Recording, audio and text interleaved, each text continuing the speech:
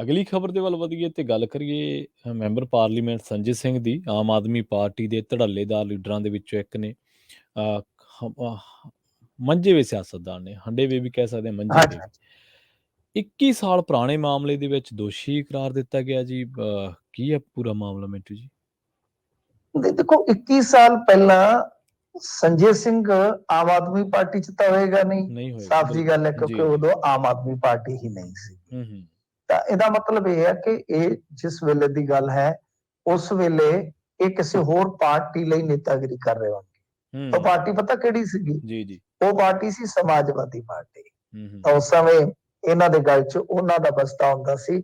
ਇਹ ਯਾਦਵਾਂ ਦੇ ਮਤਲਬ ਕਿ ਪਰਿਵਾਰ ਦੇ ਖਸਮ ਖਾਸ ਸਨ ਜੀ। ਤਾਂ ਅੱਜ ਤੋਂ 21 ਸਾਲ ਪਹਿਲਾਂ ਸਰਕਾਰ ਜਿਹੜੀ ਸੀਗੀ, ਉਹ ਸਰਕਾਰ ਸੀਗੀ ਰਾਜਨਾਥ ਸਿੰਘ ਹੋਰਾਂ ਦੀ। ਜੀ। ਤੇ ਜਿਹੜੇ ਇਸ ਵੇਲੇ ਹੈਗੇ ਨੇ ਸ਼ਾਇਦ ਆਪਾਂ ਕਹਿ ਲਈਏ ਰੱਖਿਆ ਮੰਤਰੀ, ਜਿਹਦੀ ਆਪਾਂ ਗੱਲ ਕਰ ਰਹੇ ਹਾਂ ਇਸ ਟਾਈਮ। ਤਾਂ ਇਹਨਾਂ ਨੇ ਉਸ ਵੇਲੇ ਜਿਹੜੀ ਉਹ ਤਤਕਾਲੀ ਭਾਜਪਾ ਸਰਕਾਰ ਸੀ, ਉਹਦੇ ਖਿਲਾਫ ਸੜਕ ਜਾਮ ਕੀਤੀ ਸੀ, ਪ੍ਰਦਰਸ਼ਨ ਕੀਤਾ ਸੀ। ਇਹ ਸੁਲਤਾਨਪੁਰ ਸ਼ਹਿਰ ਹੈ ਨਾ ਜਿਹੜਾ, ਉਹ ਇਹਨਾਂ ਦਾ ਆਪਣਾ ਸ਼ਹਿਰ ਹੈ, ਸੁਲਤਾਨਪੁਰ ਤੋਂ ਨੇ ਇਹ। ਤੇ ਉਸ ਟਾਈਮ ਬਿਜਲੀ ਦੇ ਕੱਟ ਬੜੇ ਲੱਗ ਰਹੇ ਸੀਗੇ, ਪਾਣੀ ਦੀ ਕਿੱਲਤ ਸੀਗੀ। ਤਾਂ ਇਹਨਾਂ ਨੇ ਬੁਨਿਆਦੀ ਸਹੂਲਤਾਂ ਵਾਸਤੇ, ਦੇਖੋ ਕੋਈ ਕੰਮ ਮਾੜਾ ਤਾਂ ਨਹੀਂ ਕੀਤਾ।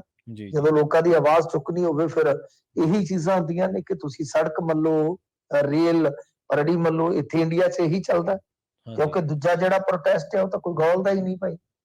ਤੂੰ ਲੈ ਕੇ ਬੈਠਾ ਰਹਿ ਕਾਲਾ ਝੰਡਾ, ਕਿਸੇ ਨੇ ਪੁੱਛਣਾ ਨਹੀਂ, ਲੋਕਾਂ ਨੇ ਕਹਿਣਾ ਤਾਂ ਦਿਮਾਗ ਹਿੱਲ ਗਿਆ ਜੀ। ਤਾਂ ਖੈਰ ਗੱਲ ਇਹ ਹੈ ਕਿ ਭਾਈ ਉਹ ਫਿਰ ਮੁਕੱਦਮੇ ਬਣ ਜਾਂਦੇ, ਤੁਹਾਨੂੰ ਪਤਾ ਹੈ।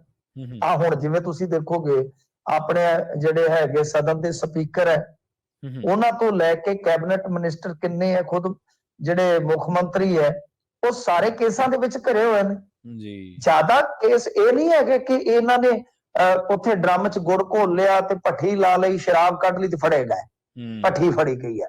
ਜ਼ਿਆਦਾਤਰ ਇਹਨਾਂ ਦੇ ਕੇਸ ਜਿਹੜੇ ਤੁਸੀਂ ਦੇਖੋਗੇ, ਪੰਜਾਬ ਦੀ ਰਾਜਨੀਤੀ ਤਾਂ ਖਾਸ ਤੌਰ ਤੇ ਕੁਝ ਕੇਸ ਤਾਂ ਹੁਣ ਜਿਵੇਂ ਮੰਨ ਲਓ ਕਿਸੇ ਤੇ ਬਲਾਤਕਾਰ ਦਾ ਹੈ, ਕਿਸੇ ਤੇ ਕਰਪਸ਼ਨ ਦਾ, ਉਹ ਤਾਂ ਵੱਖਰੇ ਹੋ ਗਏ ਨਾ।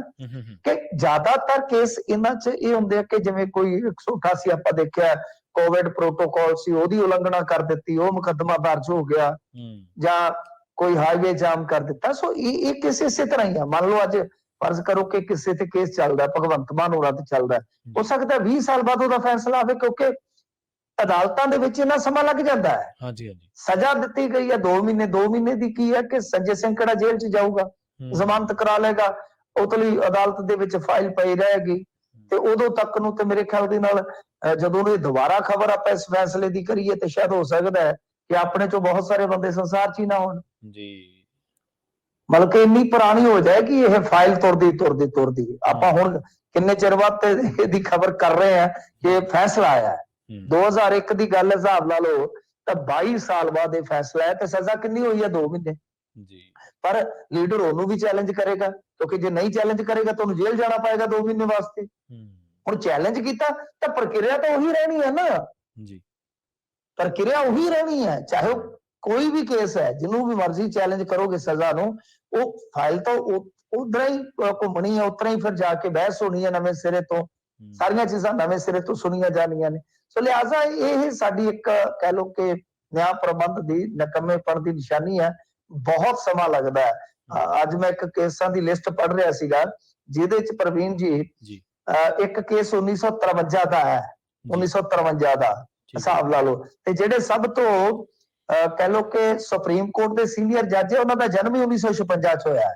ਮਤਲਬ ਕਿ ਸਾਡੇ ਸੁਪਰੀਮ ਕੋਰਟ ਦੇ ਜੱਜਾਂ ਦੇ ਜਨਮ ਤੋਂ ਪਹਿਲਾਂ ਦੇ ਵੀ ਕੇਸ ਉੱਥੇ ਪਏ ਨੇ।